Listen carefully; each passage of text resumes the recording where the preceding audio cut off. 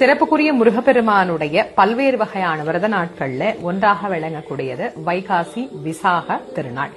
பொதுவா வைகாசி விசாகம் அப்படிங்கிற இந்த நாள் பல விசேஷங்கள் முருகனோடு தொடர்புடைய நாளாக இருந்தாலும் இந்த வைகாசி விசாகம் எந்த வகையில் முருகனோடு தொடர்புடையது அப்படிங்கறத நம்ம முதல்ல தெரிஞ்சுக்கணும் இல்லையா? சிவபெருமானுக்கு 5 திருமுகம், ஈசானம், தத்புருஷம், அகோரம், வாமதேவம், சத்யாஜிதம் என்கின்ற பஞ்சமுகங்களோடு அதோமுகம் என்கின்ற 6வது முகமும் வெளிப்பட 6 முகங்களில் இருக்கின்ற நெற்றிக்கண்ணும் திறக்க அந்த நெற்றிக்கண்ணில் இருந்து வெளிப்பட்ட அக்னி பிழம்பில் இருந்து பெருமான் அவதாரம் பண்றார்.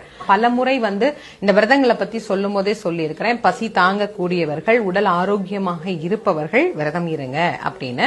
அதனால வைகாசி விசாக விரதம், குழந்தை வேண்டியும் விரதம் இருக்கலாம், உடல் ஆரோக்கியத்திற்காகவும் விரதம் இருக்கலாம். இல்ல விரதம்லாம் ஒண்ணும் இல்லைங்க, சாதாரணமா நாங்க அன்னைக்கு சாமி கும்பிடணும் அப்படின்னா முருகனுக்கு விசேஷமான படையல்